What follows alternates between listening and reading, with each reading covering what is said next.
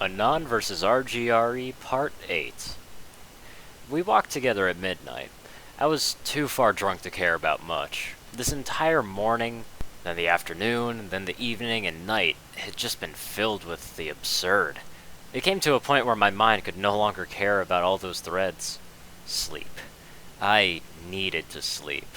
Maybe then, when I was feeling refreshed, I could figure out what I needed to do next. Twilight Sparkle walked next to me, leaned against me, and kissed and nipped at my neck whenever she could. We'd drunk more from the bottle. We dropped it some time ago. We had enough booze for the night. "No mare is gonna get you," Twilight slurred from my side, giggling. "You're mine, Twilight Sparkle Stallion." Her giggle echoed into the sky above. "I called you a stallion. Are you mad? Well, are ya? Are ya?" "I will be mad if we don't find your home." The sound of distant, crashing water pricked at my heart with familiarity. This was the center of the town, and I was thankful it was empty. "Where to from here, princess? I'd rather not stick around." Are you afraid of the Wranglers?" What Wranglers?" Twilight shook her head, brushing her mane against my neck. Never mind.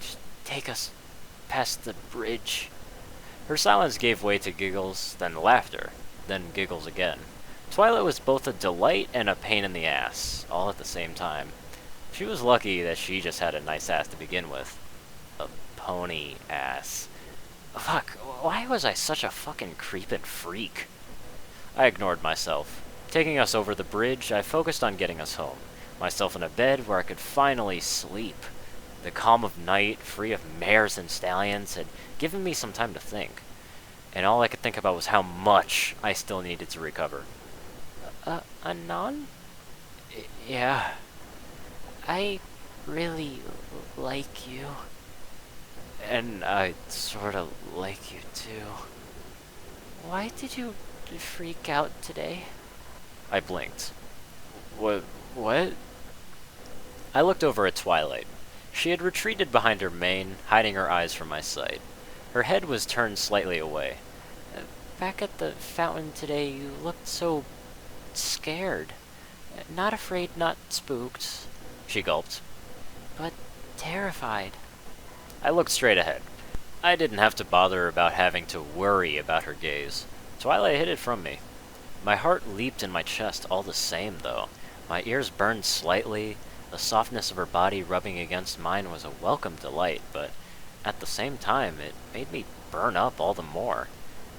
That was possibly because I replied slowly. What you saw happen, that wasn't sunstroke. I figured as much. Twilight pulled her head off from my neck.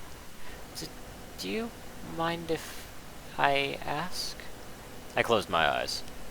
I don't think I'm ready to give you a proper answer to that. Why not? The breeze was welcomed on my fur. Its freshness cleared out the fog in my lungs, and when my eyes opened, they felt slightly cool, but not at all glowing like Twilight's eyes could.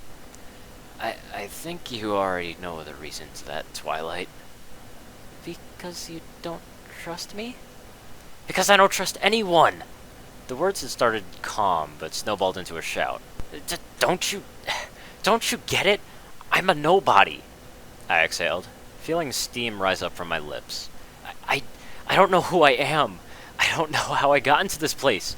Everywhere there are mares, looking, gazing, staring at me with their glowing eyes.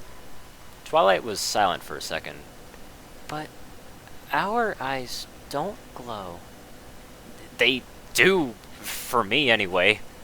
I tried breathing slowly, a hoof against my chest, repressing the beatings of my heart. There's something about that glow that just slices right through me, that attracts me. It's like you're putting me under hypnosis. Nothing happened in the following seconds, and then I felt her body pull away from mine. I'm sorry, Anon. I didn't. Please don't leave me. The words escaped me faster than I could close my lips. They made me stop. and then they made her stop. We stood at the apex of the bridge, a stallion before a mare, girl before a guy, together at night, stuck in this absurd world. I don't think I've ever said that before in my life. The words kept on coming, and I was powerless to stop them. You know, the life that I know nothing about, what I used to be, who I once was? I shook my head, feeling a burn in the corner of my eyes. I've done my best to keep it to myself. My breath left me. For the moment, I was still in everything. Would this be my crime? Would I say what I felt? There was no coming back from this. How could I protect myself when, underneath it all, Twilight Sparkle knew that I was afraid? But that was the thing. I was tired of being tough. But I'm scared, Twilight. I inhaled deeply, held it gently, then exhaled sharply. I don't know what's gonna happen to me. All you mares do is scare me. I don't think I hate you all, but something about you causes me to just fear. I gulped. And when there's too many of you, I shut down. I dropped my muzzle. I couldn't stand to look into her eyes anymore. They were wide, confused, and almost as scared as I was. She looked to be debated with herself. I had revealed myself to her, and now she could do as she wished with me. I don't think I can face this world alone, I said while the tears came. Please don't leave me, Twilight. Not now and not ever. I can't do this all alone. I cried some more and clenched my eyes in response. Please, help me. Never leave me. And that was that. My fear exposed and my bravado torn down. Everything until now had been a fluke. The calm of the night had allowed me to consider what kind of spot I was in, how overly fucked everything was going to be. The fear, it always cut through me at midnight. And then Twilight made her move. I raised my head at the sound of her hoofsteps. By the time my eyes opened, she was already against me. Her forelegs wrapped around my neck, pulling me close to her. Gently, she lowered me to the ground, stroking the back of my head, saying nothing. I cried. Twilight did nothing to stop it. Carefully, she brought my face before her chest, letting me wet her coat with all my tears. She didn't even mind as my snout became wet. All she did was stroke my head, letting me cry and cry before she sang and sang. My sadness consumed me. The words of her song were only sounds to my ears, but I heard nothing sweeter in all of my life. Soft and sweet, angelic and melancholic, it reminded me, strangely, of my mother. Even if her face was clear in my memory, my tears were sure to have blinded my vision of her. Seconds, minutes, moments, perhaps hours. The time was lost to my drunken self. My tears were spent and my sobs now went, and some deep weight had been lifted from inside me. Shame took its place as I held this mare tighter than I should, but I wouldn't let that get in the way of giving my thanks. So when I rose my head to thank Twilight Sparkle, I found that her eyes had been closed as well. Tears streamed down her cheeks. I didn't question why, only that I lifted a hoof and made her fur dry again.